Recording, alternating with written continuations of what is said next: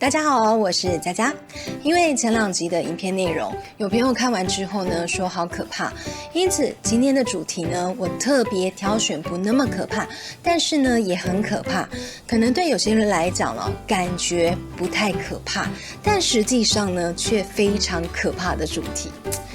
那到底是可怕还是不可怕呢？让我想到以前的电视剧。我会觉得你那么的残酷，那么的无情，那么的无理取闹。姑娘，我看是你无情，你残酷，你无理取闹。我哪里无情，哪里残酷，哪里无理取闹？你哪里不无情，哪里不残酷，哪里不无理取闹？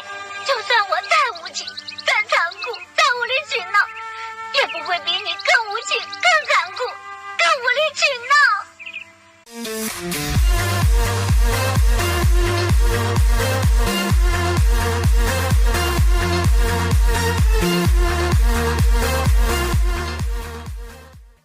最近呢，因为疫情的关系全球不管是经济或者是健康全部都大受影响。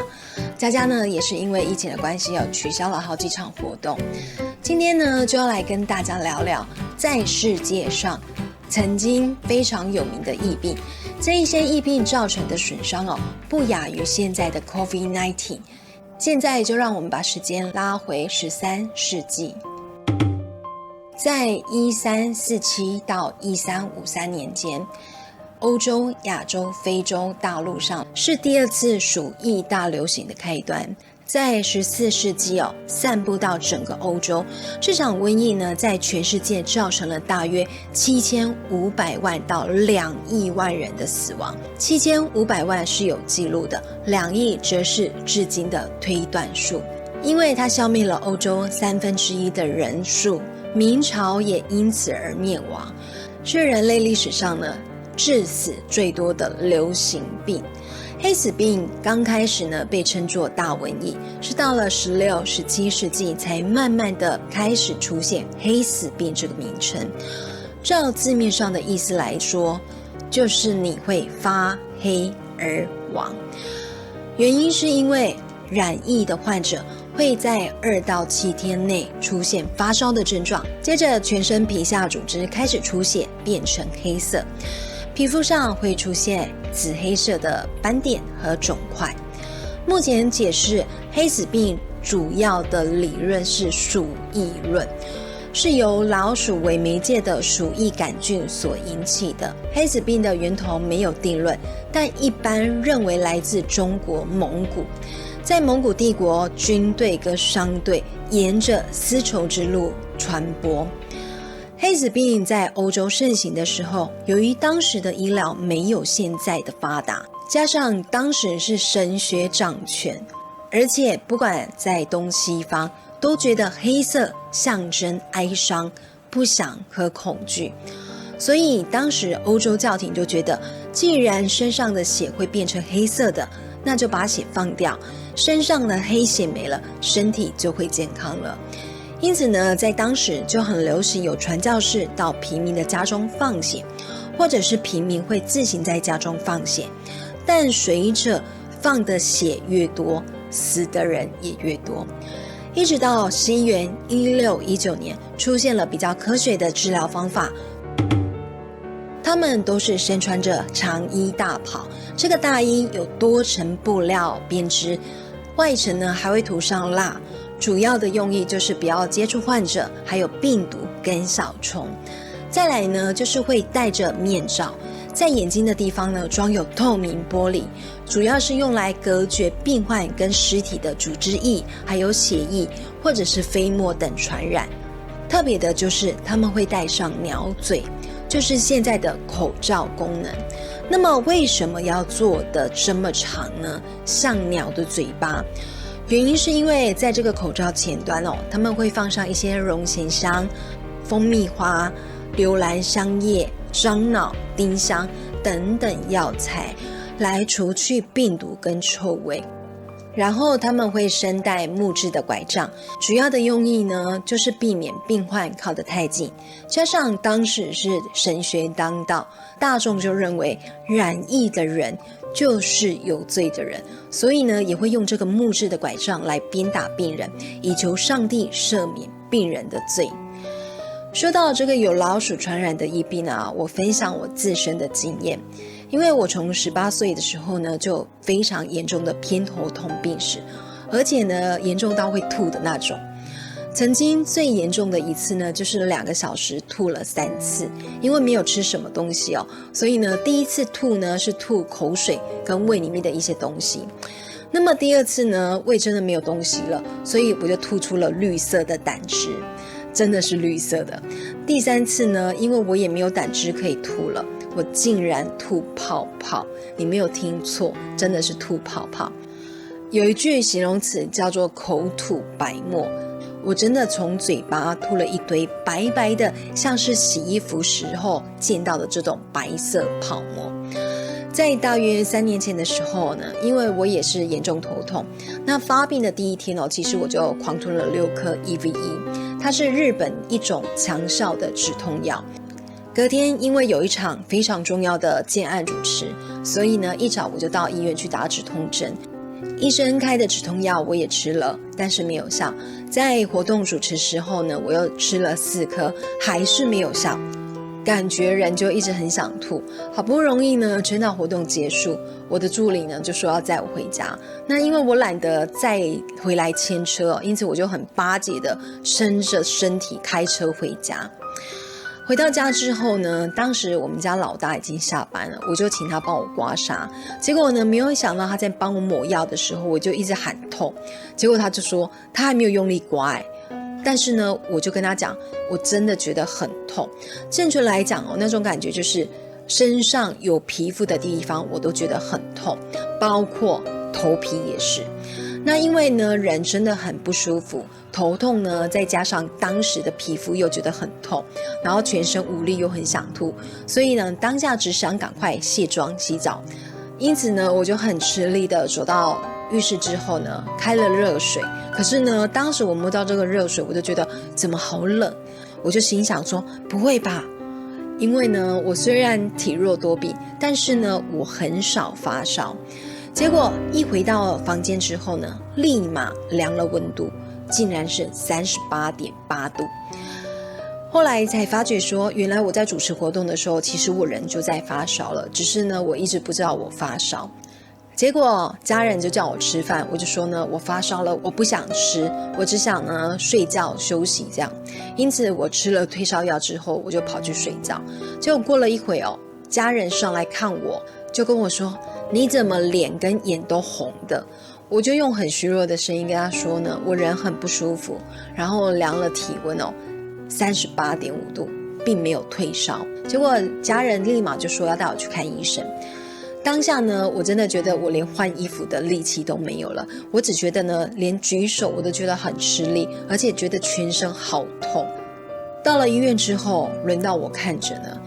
结果医生量完体温之后就对我说呢，你都没有退烧你早上已经来看诊了，而且也打针了，药也用最好的，但是呢你的病情呢并没有改善，还加重了。我觉得你应该要去大医院做个检查。立马呢就开了转诊单，叫我到大医院进行检查。到了大医院之后呢，一样是38度多，没有退烧。医生安排了一堆检查，像是抽血啊、X 光啊，然后最后呢排除了流感、登革热、肺炎。医生说呢，我的症状很像感冒，但是一般人的发炎指数只有3-4千或者是4-5千，但是我的发炎指数超高，2万。医生说我这种情况怕是一种情形，脑膜炎。所以医生就建议我立马住院检查治疗。然后呢我就这样子在医院住了1个星期。在这中间呢，我不停的抽血，做脑部超音波、脑部断层扫描、腹部超音波跟腹部断层扫描。住了1个多星期之后呢，我求医生让我出院我就问医生说呢，我到底是什么病医生说从我的血液里面培养出一种很常见的细菌，只是没有想到我会这么严重。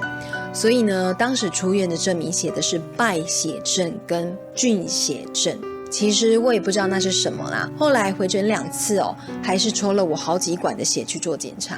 医生同时告知我的肝功能发炎指数还是很高，所以呢一直持续在吃抗生素还有一堆药。有一天卫生局的人员打电话给我，说医院通报我得了传染性的疾病，而这种疾病他们连听都没听过。询问了我的工作环境之后，就说呢，想不通为什么我这么年轻就会得这种病。那听完之后，我就说，小姐你这样子讲我很害怕，我到底是得什么病啊？他就说呢，你自己上网查一下地方性斑疹伤寒。他说呢，这是老鼠传染的。我问他说，会传染给人吗？他说不会人传人，但是会经由老鼠传染给人。后来回诊之后，医生说终于确认我的病情了，我的肝指数呢也恢复正常。其实呢，本来我一直以为是严重的偏头痛，殊不知呢，原来是得了这种疫病啊。那后来我的研判应该是老鼠都会到我们家对面的这个猪肉摊咬肉屑，然后呢跑到我的车子底下，经由轮胎爬到了引擎管那边吃肉。而这个病毒呢，也随着老鼠进入到车内，然后由车内的空调传染给我。世界上有很多次流行的大疫病都跟老鼠有关，就连现在医学那么发达，我还是会染上这种鼠疫，而且一开始呢还查不出什么病因。所以古时候因为老鼠疫病而死亡的人数会那么高，不是没原因的。天花是一种存在于世界上好几万年的病毒，它是由天花病毒所引起的急性传染病，会对人类呢造成不同程度的危害，致死率呢从1%到30%。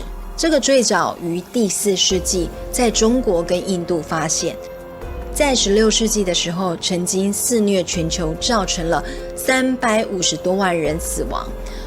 在1970年以前全球每年感染的人数超过1500万人以上，每年至少有200万的人死亡。在历史上天花夺走了至少3.5亿人的生命。患者一般会在染病的12天内出现了包括发烧、肌肉疼痛、头痛等类似感冒的症状。几天之后，在口咽部的黏膜会长出红疹，身体呢有多处也会长出皮疹，然后大部分是以脸部居多。这些皮疹呢会充满了乳白色的液体，然后变成水泡，最后呢发展成圆形的脓包。当脓包都消退结痂之后呢，就会留下色素脱失的伤疤。严重的病人呢会在发病后的2到3天出现了出血的现象，而且眼白会变成红色的，皮肤呢会出现暗淡的红斑跟瘀点，后面会慢慢的变成焦黑色的，所以也被称为黑天花。病人会在没有什么病症的情况下，于发病的5到7天突然死亡。主要的传染途径呢是透过空气的传播，因为患者的呼吸道、口、鼻还有皮肤的疱疹呢都载有病毒，传染性极高，所以要避免跟染疫的患者呢近距离的接触。因为天花有一个特点就是得了1次之后呢就不会再得，所以最早的天花预防法就是人痘接种术。接种者呢会吸入呢已经磨成粉末的痘疮，让身体得到比较轻症的天花，进而产生抗体。如果成功挺过病毒的人就有了终身的免疫力，也就不会再因患上天花而死。但是呢，根据记录使用这种方式也有可能使原本身体健康的人染上病毒后离世，死亡率为20%。在1976年金纳医师发现挤牛奶的女工若曾染上牛痘就不会感染天花，而且牛痘的病症都很轻，心想说如果用牛痘代替人痘会是更有效更加安全的做法。但是当时的民众呢，却普遍的担心这种种牛痘会长出牛角，而且纷纷嘲笑它。一直到1840年，英国政府才禁止人痘，并且提供了免费的牛痘疫苗。由于金纳医师的大胆创举，也开启了后人呢寻找疫苗对付其他疾病的防治之道。他因此呢被称为免疫学之父。至今，天花也是第一个被人类真正消灭的病毒，仅存一部分的病毒株呢在一些实验室当中。西班牙流感呢，最早在1918年的1月到1920年的4月爆发的异常致命的流感大流行，造成了当时世界人口1/4，也就是5亿人的感染，大约造成了全球2000万到5000万人的死亡。其实呢，各方面的估计值在1741万到1亿人之间，也是人类历史上致死人数最多的流行病之一。西班牙流感呢，最早称为1918流感大流行，顾名思义呢，就是在1918年开始流行的。第二次是在1977年的2国流感，第三次呢，则是2009年的墨西哥跟美国爆发的猪流感疫情，也就是当时造成大家恐慌的H1N1。后来2009年的4月30号，世界卫生组织呢把全球流感大流行警告级别提高为第5级，现在全球统称了 H1N1 新型流感。人类感染 H1N1 新型流感症状与季节性的流感很类似。根据美国疾病管制局的统计染病的人90%会发烧、咳嗽、喉咙痛、全身酸痛、头痛、疲劳。有些病例呢还会出现腹泻啦、呕吐啦，跟感冒症状很像。但是呢，严重的会出现呼吸急促、呼吸困难，或者是嘴唇发紫或变蓝，然后会咳血痰、胸痛、意识不清、高烧不退，还有嗜睡等症状。传染途径呢，可能由咳嗽或者是打喷嚏的飞沫传染，也会借由握手或者是接触的这种传播。而目前对付这种病毒的方式呢，就是打疫苗，或者是染病之后呢，使用克流感或瑞乐沙等药剂来治疗。今天这集其实要告诉大家，最近因为新冠病毒全球陷入了恐慌，各行各业损失惨重。现在世界医疗也制造出缓解的疫苗，希望在不久的将来这个疫情也能远离人类。而目前大家要做的事呢，就是减少群聚，保持个人卫生，口罩戴好，疫苗打好打满。如果不幸染疫之后，也要赶紧去医院就医，不要隐匿病情。大家的健康呢，需要每一个人来守护。因为时间的关系其实世界上还有很多严重的疫病没有介绍到。如果大家还想了解其他可怕的疫病请大家再留言，有机会呢再来跟大家分享。我是佳佳，我们下个礼拜见。别忘了按下订阅跟分享给佳佳一个鼓励跟支持。拜拜。